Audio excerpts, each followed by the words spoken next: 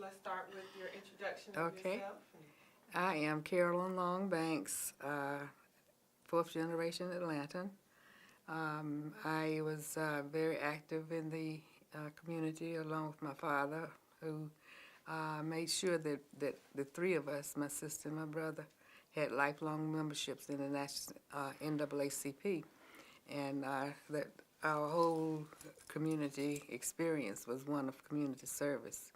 In fact, when we moved here in 1953, my father had the house built, and this was like a community center for all the different stages of our lives, from elementary school to high school and so forth.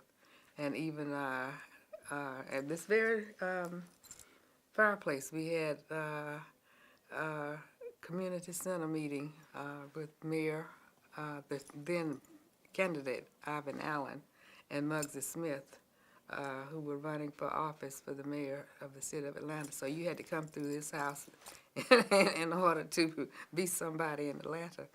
And it was at that time when Muggsy Smith declared that there would never be any integration in the city of Atlanta. And of course, this whole house was just packed.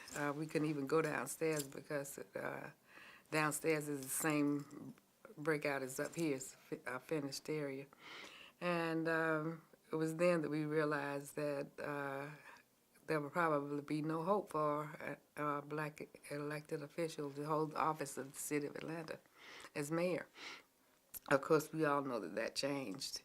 I was a protege of a woman named Ann Wood in fashion, and I was going to become a designer.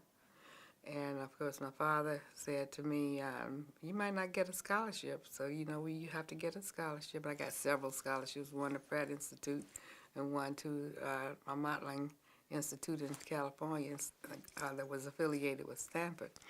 So when it looked like I was going to accept the scholarships and pursue my career in the fashion business, my dad said, oh my goodness, what am I going to do?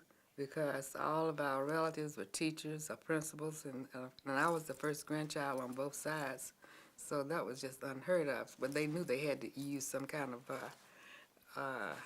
subterfuge in order to get me to go to Clark Atlanta University, Clark College at the time. So it ended up him saying to me, well, I tell you what, I've arranged with the colleges that have offered you scholarships that you can go in your sophomore year, but we want you to go to Clark for just 1 year, and then you can go anywhere you want to go, so you can carry out the family legacy. So dumb me, I said, oh sure, I'll do that for you, Daddy, because I was a daddy's girl, and the firstborn, and he knew me better than I knew myself, of course, and it ended up that I went over there to Clark and became very active in the student government and so forth. And it was at that time that there was an organization that was trying to get black students to go to Africa. And there was an organization called Moral Rearmament that most folk didn't know anything about. And of course, when being community service oriented, I was going to solve all the world's problems, and I'd gotten offers to go and volunteer in Africa.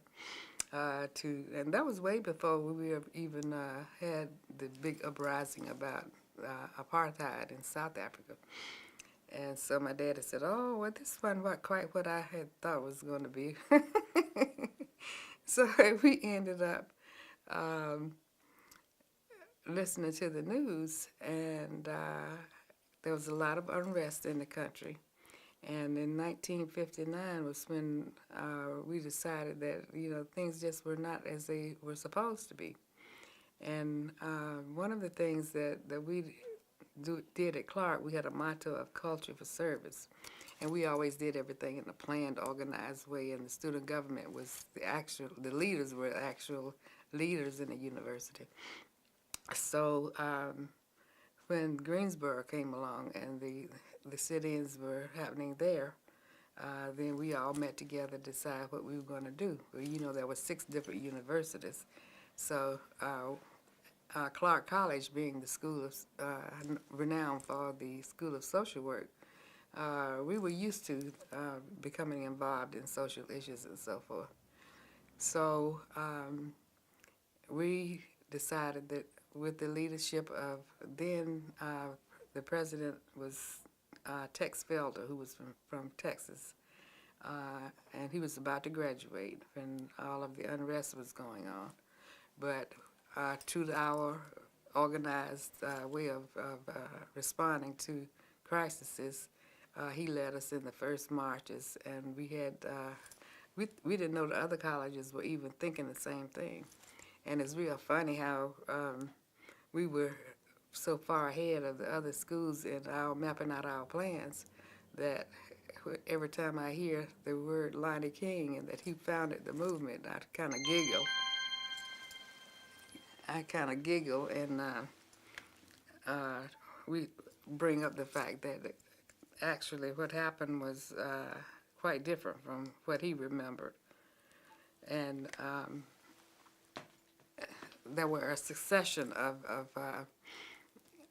presidents of the SGA, Student Government Association. After him was Robert Felder, who was from South Carolina, and he was very active in carrying on the legacy of Tex Felder. Jim and Jim Felder. Right? Jim Felder. Jim Felder. Okay. So Robert Felder was the first one, was from First. from Texas. He was a senior at the time, and then Jim Felder followed him. And if you remember the Committee on Appeal for Human Rights document, we convinced the other schools that the presidents should follow our leadership and sign the proclamation the day that we had the huge march that occurred in the quadrangle. And after him at Clark was my class president, who was Danny Mitchell, who just recently passed. And he really was very instrumental in all of the activities that we had. Well, I skipped Ben Brown because Ben Brown was half of a year with Jim Felder. But Ben Brown became the logistics person, and he and Lonnie clashed like mad. It was just unbelievable because, again, we had a pattern and a way of doing things, and our way was to do it with all of the input of all the students rather than just some people appointing themselves as the leaders. Our president, James P. Brawley, was one who was very, very supportive of the students, regardless of what you might hear from other people.